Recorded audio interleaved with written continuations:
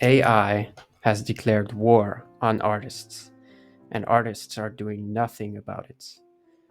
AI threatens to make the creative class jobless and have robots make art while humans do the meaningless work. Is this a bad thing? It depends. AI is a negative thing for those of us artists who are conservative and afraid of disruptive movements. But for the free spirited, for those of us who have always felt trapped by heavy tradition in the world of art, this is an enormous opportunity.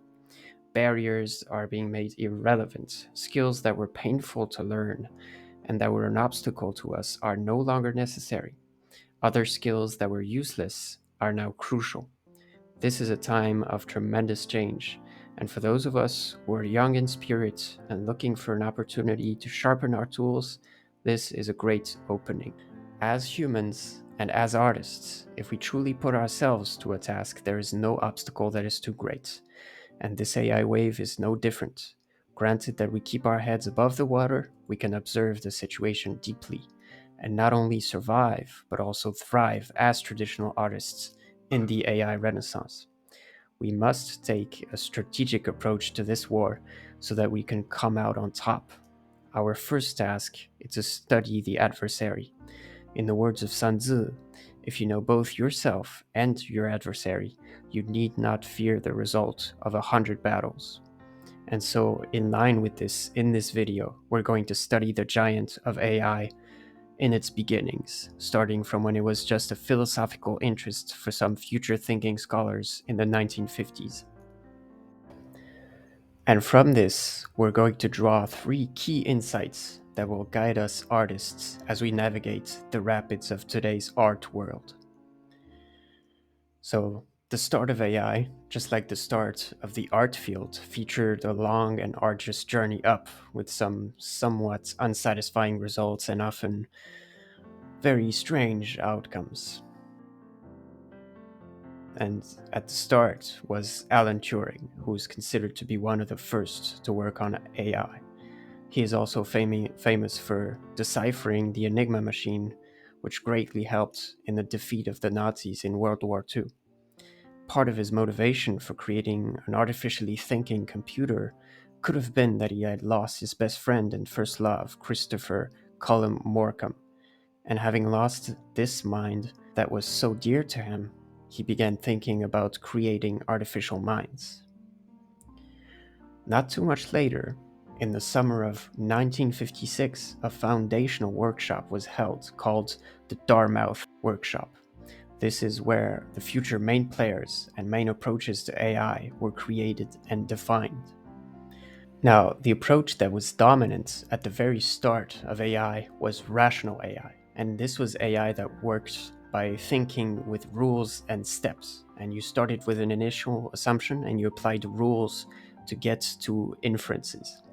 And it's not very obvious how this kind of AI can make images like the images we see generated today.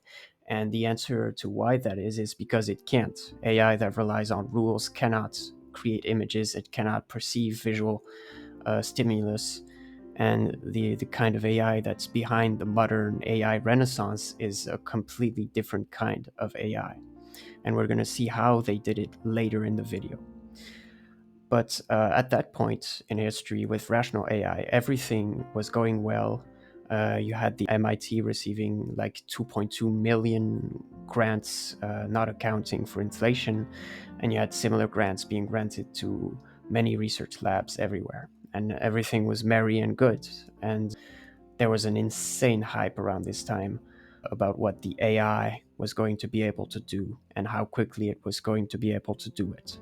But then the results that were expected did not come. Scientists and industry people had been tricked by the dream of an intelligent computer taking over the world, and so they underestimated the problems that they had to solve. And in particular, one book that was very devastating was published by Marvin Minsky, which invalidated one of the main approaches at the time.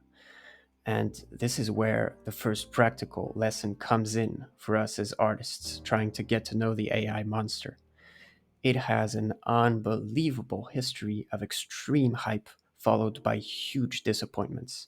There's just something about the idea of a computer doing human things that makes people go crazy and disconnects them from reality. The lesson to be learned is this: don't be afraid of AI. Take every dramatic assertion with a grain of salt, and know that the reality behind the hype is very likely to remain somewhat banal and underwhelming. AI is a dog that usually barks more than it bites. So, this period where funding for AI was cut and most people moved away from it was called the first AI winter. But there is one man who is credited for maintaining his faith in the movement and working on it when everyone else had left. This is Geoffrey Hinton. He was born in a family of illustrious mathematicians and scientists. And Geoffrey Hinton was working on a kind of AI that was completely different from the rational AI that we talked about. And this is neural networks. This is a form of AI that is directly inspired by how neurons work, and this kind of AI learns automatically from data without any human input. And this is where our second practical insight for artists comes in. Modern AI is not built by humans. Humans don't know what's going on inside of it, even the most renowned scientists in the field. And this is an example of someone who's very, very renowned in the field called Yann Lequin getting things completely wrong. So for example, I take an object, I put it on the table, and I push the table. It's completely obvious to you that the object will be pushed with the table, right? Because it's sitting on it. There's no text in the world, I believe, that explains this. And so if you train a machine as powerful as it could be, your GPT 5000, or whatever it is, it's never going to learn about this.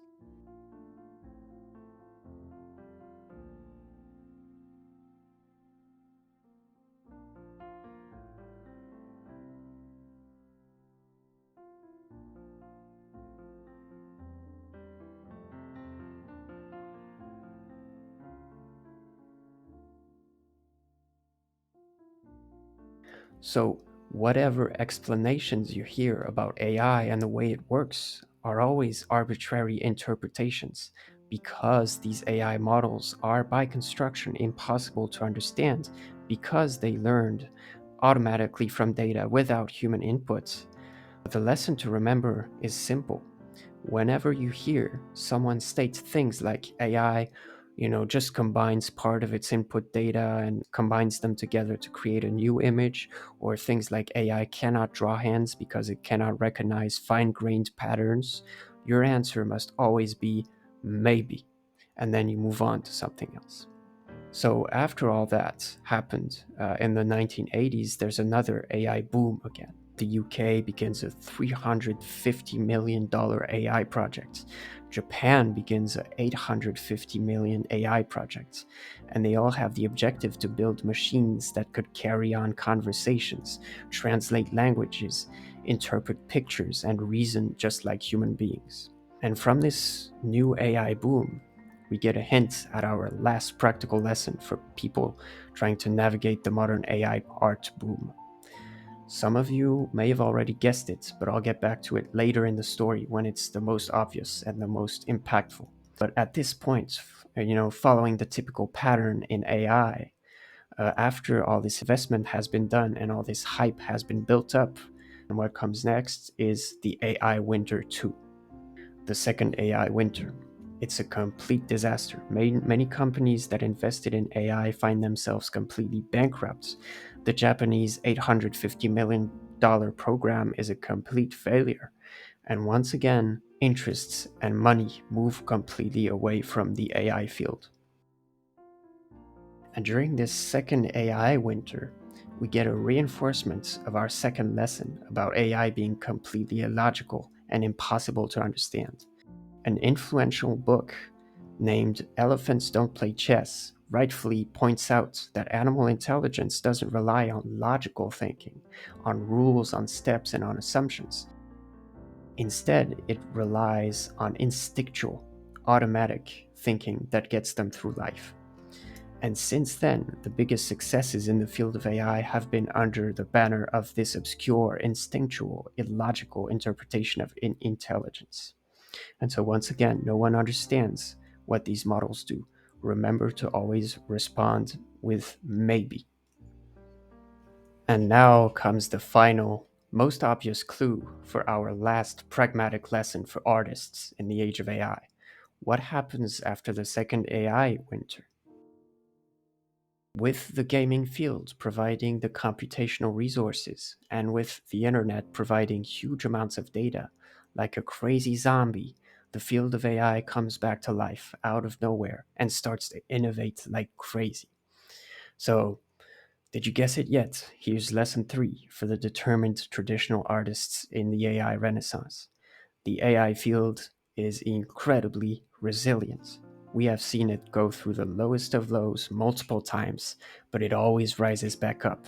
This is a defining characteristic of the AI monster.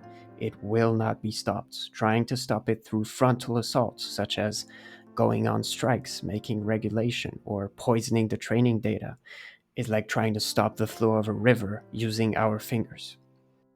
The lesson is this: don't think that you're going to annihilate this enemy through attacking it and then get rid of it forever.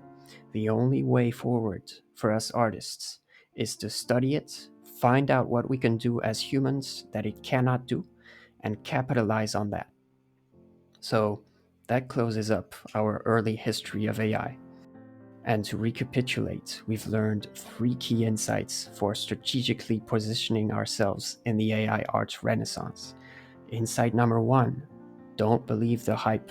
AI has a history of high hopes and disappointments. Lesson number 2: never settle down on an explanation of how these models work. Always say maybe and keep your mind open.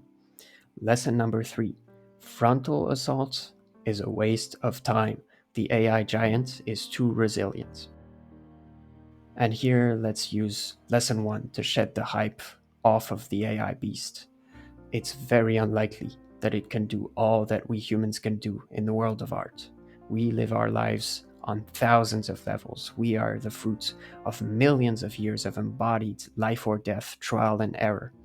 So we find ourselves as these amazing beings at this pivotal moment in the history of art. And this is extremely exciting because out of all the artists who ever lived and will ever live, we are the ones who get to define what art will be when the whole AI wave is over. We alone get to partake in this great adventure. We are together in the same boat. So if you have any insight of your own, please share it in the comment section below.